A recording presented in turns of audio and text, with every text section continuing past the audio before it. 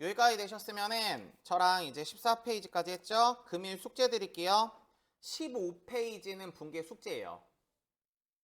아셨죠? 그래서 내일 오실 때 해오시면 되고요. 15페이지 문제 중에서는요. 분계가 없는 것도 있어요. 아셨죠? 문제 중에 분계가 없는 것도 있어요. 그래서 분계가 없으시면은 분계 없음이라고 써오시는 거예요. 되셨죠? 제가 앞에서 그랬죠? 거래에 해당하지 않으면 분계가 아니라 그랬어요. 아셨죠? 이제 앞으로 갑니다. 자, 프린트 쫓아오세요.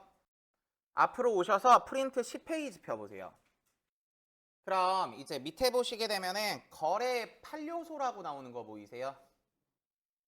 사실 우리가 지금 들어온다 나간다 뭐 받다 주다 이걸로 분계를 했는데 원래 분계하시는 방법은요 정해져 있어요. 기준서에. 괜찮으시죠? 그래서 회계상에서 거래 판료소라 그래서 분계하는 법이 정해져 있습니다. 이 8가지를 가지고 기본적으로 분계를 하시는 거거든요. 그러면 아래 보시면은 차변에 들어가는 게 처음에 자산의 증가라고 적혀 있는 거 보이세요? 자산의 증가가 되시면 무슨 변했습니다? 차변.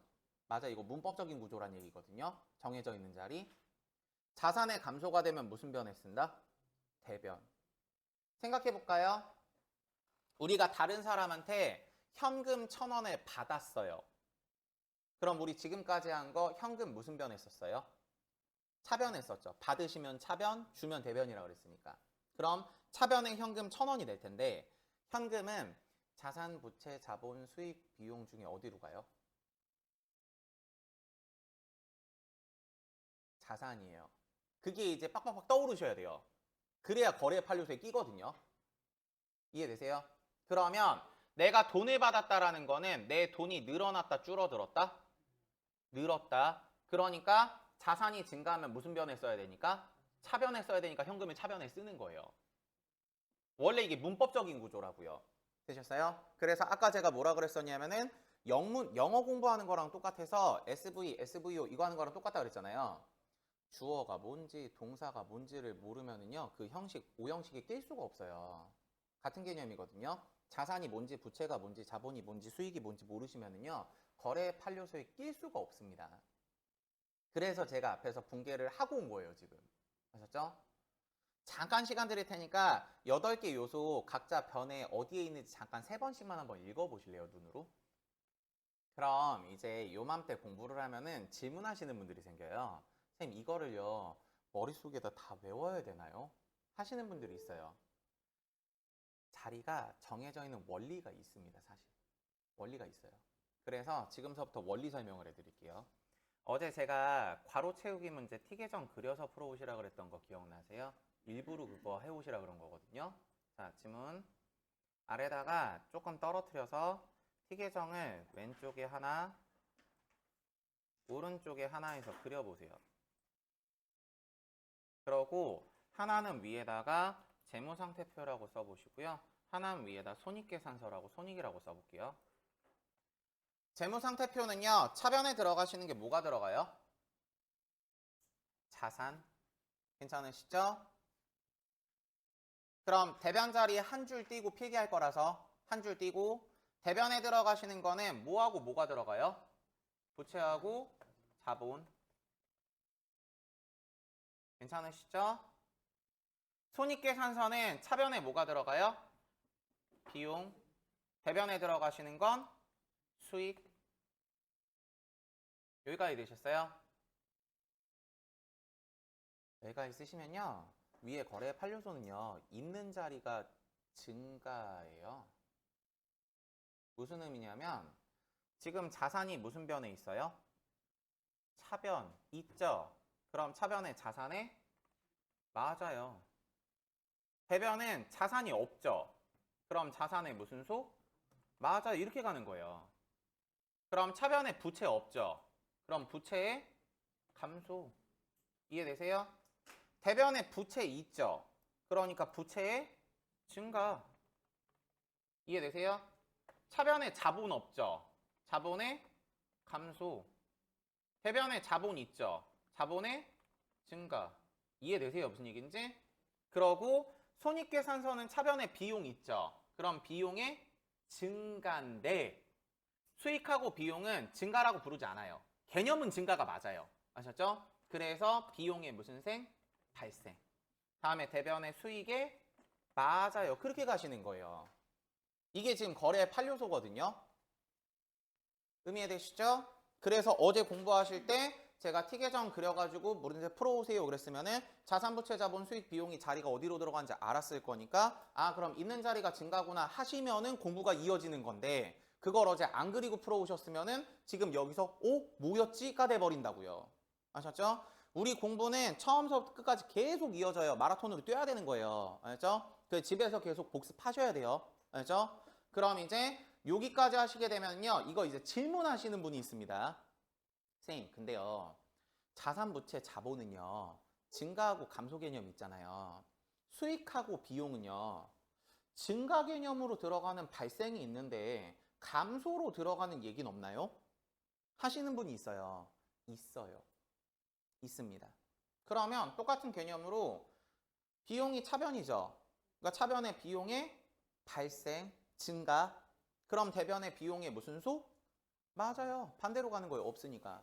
되셨죠? 근데 이걸 우리가 비용의 감소라 그러진 않고 비용의 소멸이라 그래요. 소멸. 아셨죠? 또 수익의 발생이 대변이죠.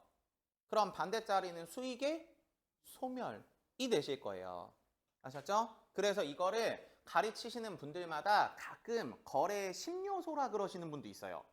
아셨죠? 근데 정식뭉칭 거래의 8요소가 맞고 그러고 이게 선생님 그러면요 비용의 소멸과 수익의 소멸은요 왜 안 써요? 분계를 하실 때 발생하는 경우의 수가 드물어요. 이해되세요? 무슨 얘기인지? 드물어요.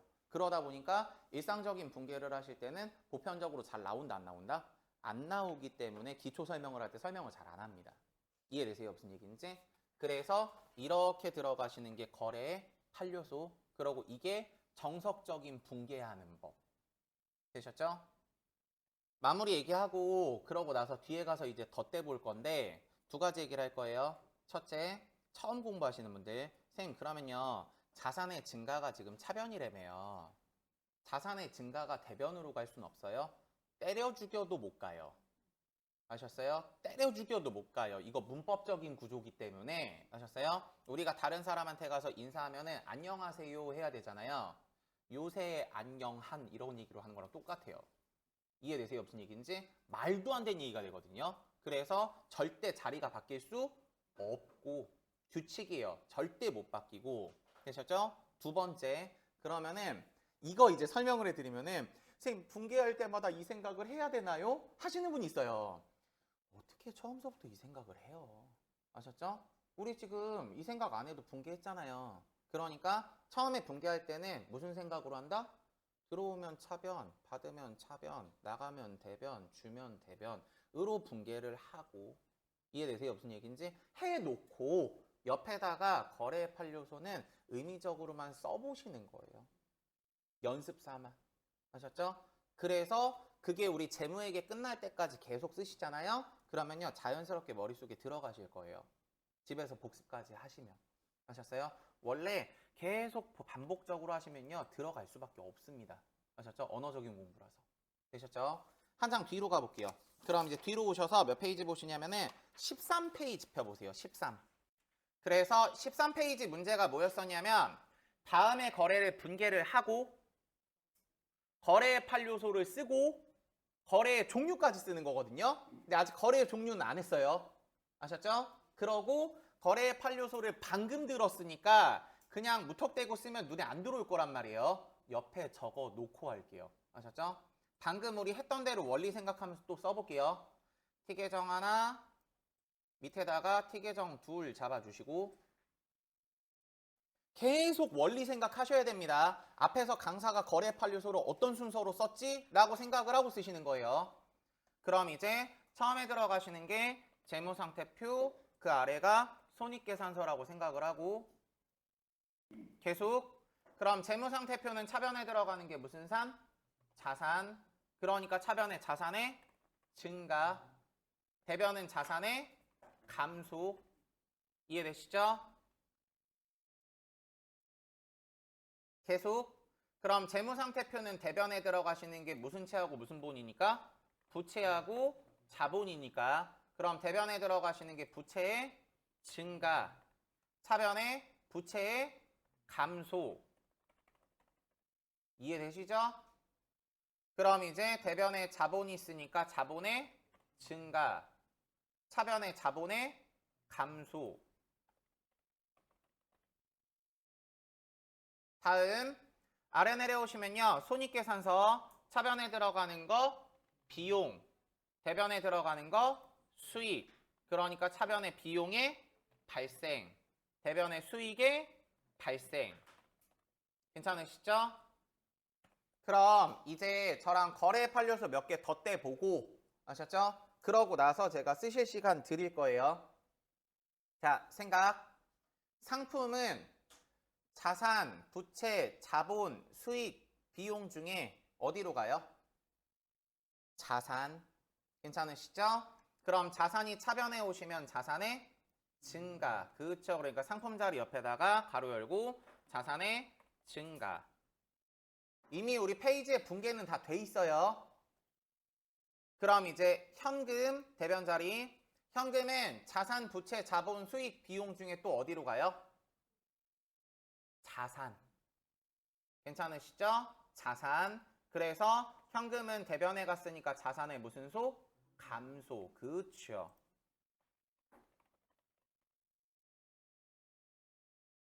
그 밑에 한번 가볼게요. 자, 그럼 2번 문제. 차변의 비품이죠. 비품, 자산, 부채, 자본, 수익, 비용 중에 무슨 산? 자산. 그래서 들어가시는 거 차변에 오시면 자산의 증가.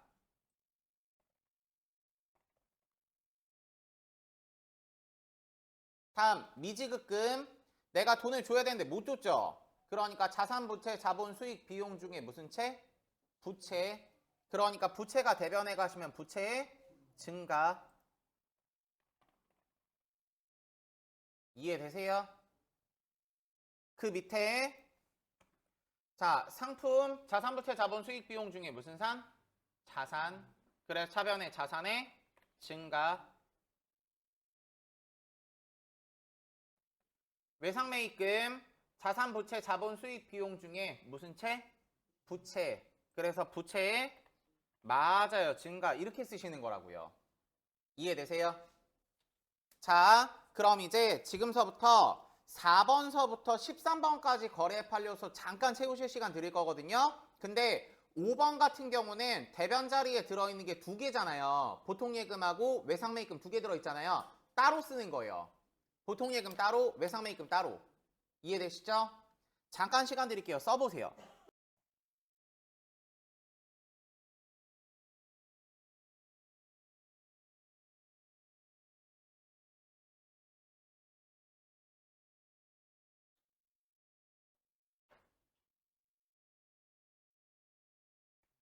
답안은 이렇게 맞춰보시면 되고요. 제가 이제 여기서 마무리 얘기하고 잠깐 쉬었다 하면요. 우리 앞으로 하실 땐요. 분계를 하시잖아요. 그러면은 분계를 하고 나서 알죠? 분계 써져 있는 상태에다가 제가 물론 진도 나갈 때 항상 써드리긴 할 텐데 거래 판료소를 꼭 옆에다 쓰세요.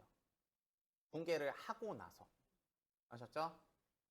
머릿속으로 타다다다 외우는 것보다 주기적으로 계속 쓰는 게 좋거든요. 그게 훨씬 더 암기가 잘 돼요. 아셨죠? 그래서 분계하시고 나서 옆에다가 꼭 써주셨으면 좋겠습니다. 그래야 분계가 늘어가실 거예요. 아셨죠?